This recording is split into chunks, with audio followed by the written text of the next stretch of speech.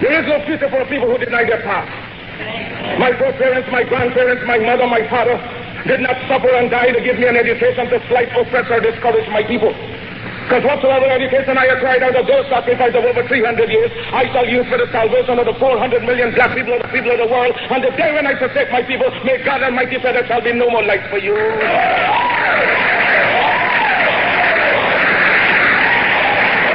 I unequivocally rejected the racist assumption of much white American Christianity, namely that God had created the black man inferior and that he had intended Negroes to be a servant class, hewers of wood and balls of water. Well, I predicated my view of man on the doctrine of Imago Dei. All men, regardless of color, are created in the image of God. Now, from this premise followed the equality of all men and the brotherhood of all men. The biblical injunction of Acts 17:26 reminds us that he created of one blood all nations of men that dwell on the face of the earth.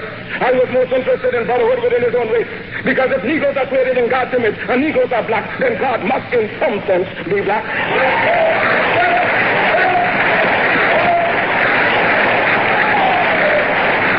White man has the idea of a white God, let him worship his God as he desires. We have found a new ideal, because whilst our God has no color, and yet it is human to see everything through one's own spectacles, and since the white people have seen their God through their white spectacles, we have only now started to see our God through our own spectacles. For we believe in the God of Ethiopia, the everlasting God, God of Father, God of Son, God of Holy Ghost, the one God of all ages. That is the God in whom we believe, but we shall worship him through the spectacles of Ethiopia. For 250 years, we have struggled under the burden and rigors of slavery. We were maimed, we were brutalized, we were ravaged in every way. We are men. We have hopes, we have passions, we have feelings, we have desires just like any other race. The cry is raised all over the world of Canada for the Canadians, of America for the Americans, of England for the English, of France for the French, of Germany for the Germans. Do you think it unreasonable we, the black world, should raise the cry of Africa for the Africans?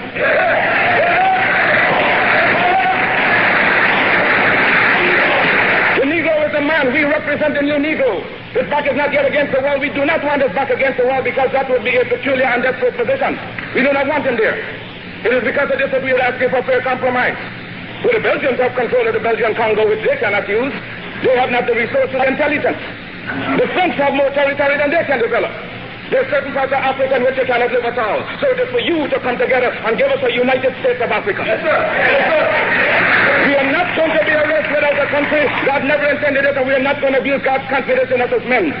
We are men, human beings, capable of the same acts as any other race, possessing under fair circumstances the same intelligence as any other race. Now Africa's been sleeping, not dead, only sleeping. Today Africa's walking around not only on her feet, but on her brains. You can enslave, as was done for 300 years, the bodies of men. You can shackle the hands of men. You can shackle the feet of men. You can imprison the bodies of men, but you cannot shackle or imprison the minds of men.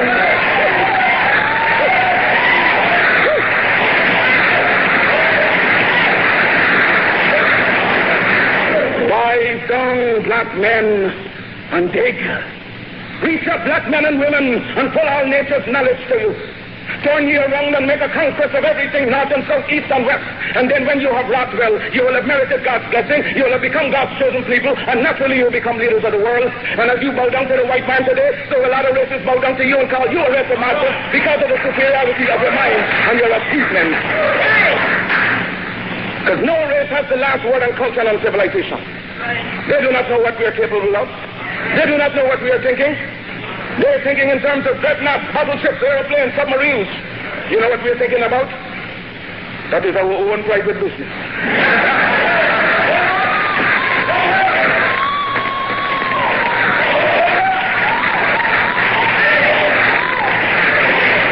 So give us credit for being able to use our minds. And with people becoming conscious of themselves, determined to use their minds, you do not know to what extent they can go. Liberate the minds of men, and ultimately you will liberate the bodies of men.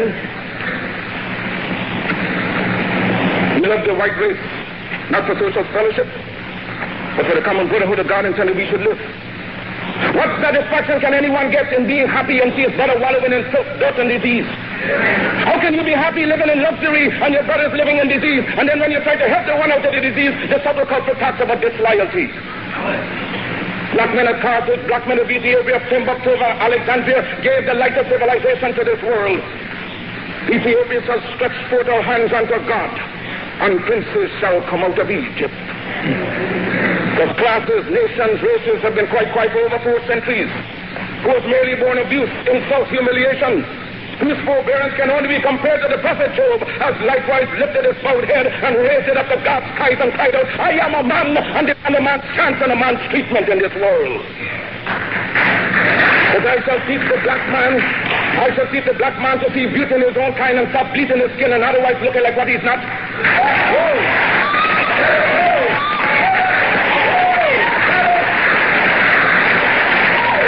Back in the days of slavery, race mixture and miscegenation had occurred because the African woman had no protection from the slave master. Therefore, there is no need today for black people to themselves freely continue a practice that smacks so much of slavery.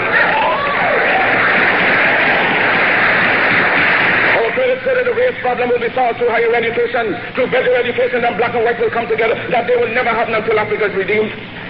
Because if those who like W.E.B. Du Bois believe that the race problem will be solved in America through higher education, they will walk between now and eternity and never see the problem solved.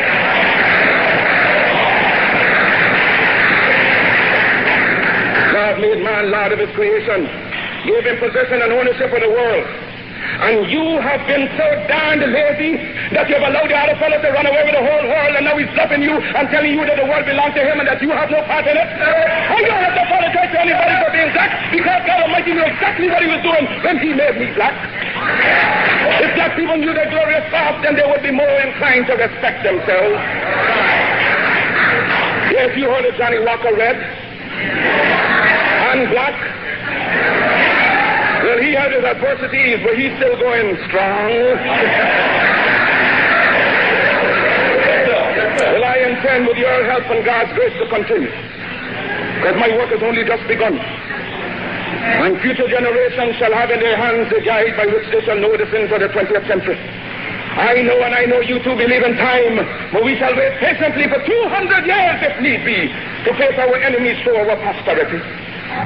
When my enemies are satisfied, in life I shall come back, or in death even to serve you as I served before. In life I shall be the same, in death I shall be a terror to the souls of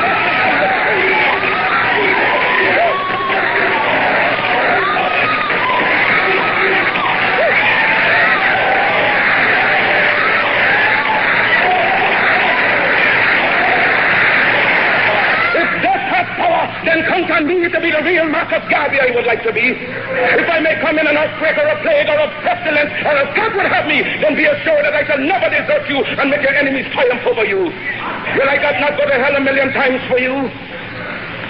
If I don't, my work will only just then begin. For I shall live in the physical or the spiritual to see the day of Africa's glory. When I am dead, wrap the mantle of the red, the black, and the green around me, for in the new life I shall rise up with God's strength and blessing to lead the millions up the heights and the triumph that you well know. Look for me in a world when there is storm. Look for you out great. I shall come back with countless millions of black men and women who have died in America, those who have died in the West Indies, and those who have died in Africa to aid you in the fight for liberty, freedom, and life.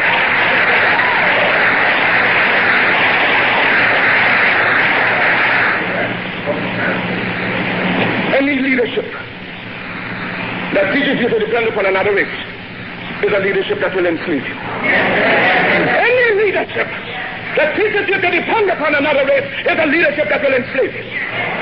They gave leadership to our foreparents, and that leadership made them slaves.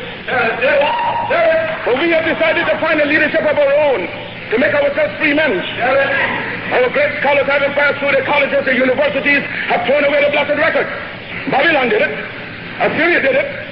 France under Napoleon did it. Germany under Prince von Bismarck did it. England under America under George Washington did it. Africa with 400 million black people can do it. If you cannot do it, if you are not prepared to do it, then you will die. You race of cowards. You race of imbeciles, you race of good for nothing. If you cannot do what other men have done, what other nations have done, what other races have done, then you had better die.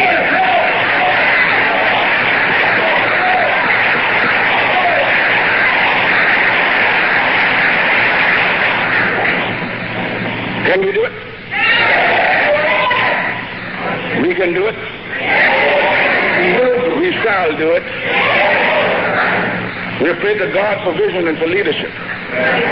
And And he has given us a universal vision. A vision that will not limit our possibilities to America. A vision that will not limit our possibilities to the West Indies, but a vision that said there must be a free and redeemed Africa. Christ the crucified, Christ the despised. We appeal to you for help, for succor, for leadership. When you endeavor to carry your burden up the heights of Calvary, when white men scorned you, when white men scorned you, when white men spat upon you, when white men pierced your side out of with blood and water gush, that man in the name of Simon the Syrian who took your cross and bore it up the heights of Calvary. And now that we are bearing our burden, it being so heavy, we just ask that you just help us on up the heights.